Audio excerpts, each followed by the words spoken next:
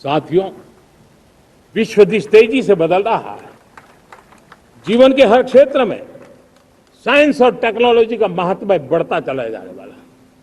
हमें साइंस को बहुत बढ़ देने की आवश्यकता है। और मैंने देखा, चंद्रयान की सफलता के बाद हमारे स्कूल कॉलेज के अंदर साइंस और टेक्नोलॉजी के प्रति एक नई रुचि का वातावरण बना है, नई दिलचस्पी बढ़ी है। तब हमारे शिक्षा संस्थानों ने ये जो मनोभाव बना है, उसको नर्चर करने के लिए आगे आना होगा। भारत सरकार ने भी रिसर्च के लिए सपोर्ट बढ़ा दिया है। हमने ज्यादा से ज्यादा चेयर स्थापित किए हैं।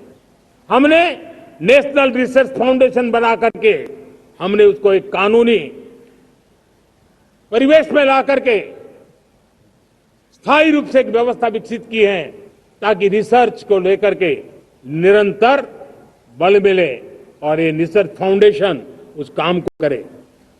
मेरे बड़े गर्व की बात है कि बजट में हमने 1,00,000 करोड़ रुपया रिसर्च और इनोवेशन के लिए हमने देने का निर्णय किया है, ताकि हमारे देश के नौजवान के पास जो आइडियाज है, उस आइडियाज को हम जमीन पर उतार पाए। साथियों, आज भी हमारे देश में मेडिकल एजुकेशन के लिए हमारे बच्चे बाहर जा रहे हैं। वैसा कहा मैंने, वो ज्यादातर मध्यम वर्गीय परिवार के हैं, उनके लाखों करोड़ों रुपए खर्च हो जाते हैं। और तब जाकर के हमने पिछले 10 साल में मेडिकल सीटों को करीब करीब 1,00,000 कर दिया। आज मैं करीब 25,000 युवा हर साल विदेश में मेडिकल एजुकेशन के लिए जाते हैं।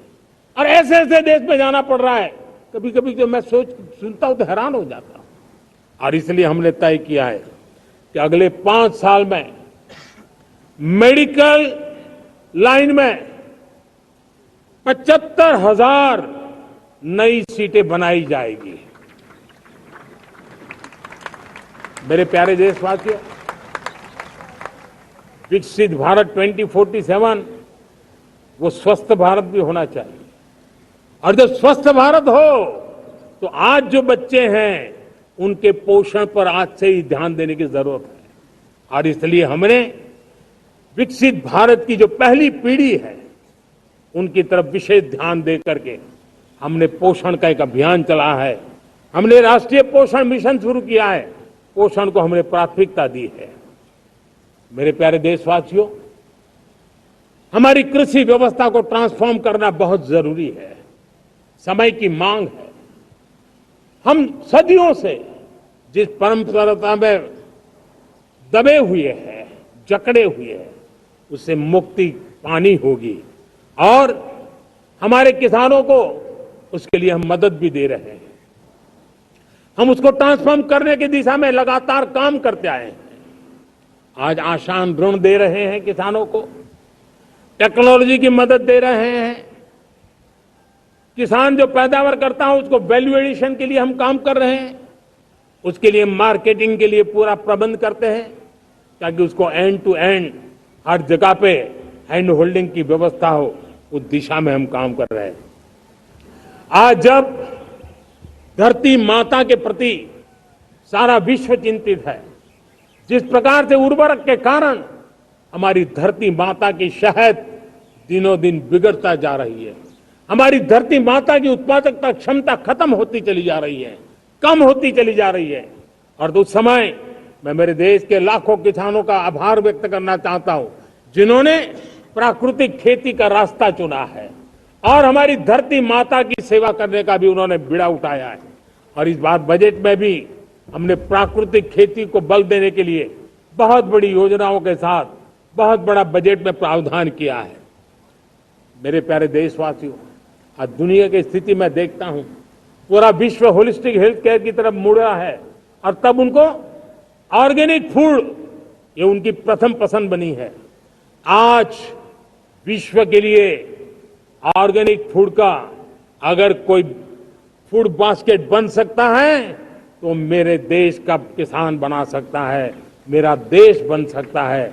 और इसलिए हम आने वाले दिनों में उस सपने को लेकर के आगे चलना चाहते हैं, ताकि ऑर्गेनिक फूड की जो विश्व की मांग है, उस ऑर्गेनिक फूड का बास्केट हमारा देश कैसे बने, किसानों का जीवन आसान बने, गांव में टॉप क्लास इंटरनेट कनेक्टिविटी मिले, किसानों को स्वास्थ्य सुविधाएं मिले, किसान के बच्चों को पढ़ने के लिए स्मार्ट स्कूल अवेलेबल हो, किसान के बच्चों को रोजगार उपलब्ध हो। छोटी छोटे खेती के टुकड़ों पर पूरा परिवार आज जीना बड़ा मुश्किल हो रहा है, तब उनके नौजवानों के लिए वो स्किल मिले ताकि उनके नए रोजगार मिले, नए आय के साधन बने। इसका एक कॉम्प्रिहेंसिव प्रयास हम कर रहे हैं। बीते वर्षों में वुमेन लेड डेवलपमेंट मॉडल पर हमने काम किया है। इनोवेशन हो, एम्प्लॉयमेंट हो, एंटरप्रेन्योरशिप हो, हर सेक्टर में महिलाओं के कदम बढ़ते जा रहे हैं। महिलाएं सिर्फ भागीदारी बढ़ा रही है ऐसा नहीं, महिलाएं नेतृत्व दे रही है। आज अनेक क्षेत्रों में, आज हमारे रक्षा क्षेत्र में देखिए, हमारा एयरफोर्स हो, हमारी आर्मी हो, हमारी नेवी हो, हमारा स्पेस सेक्टर हो, आज हमारी महिलाओं का हम दमखम देख रहे हैं।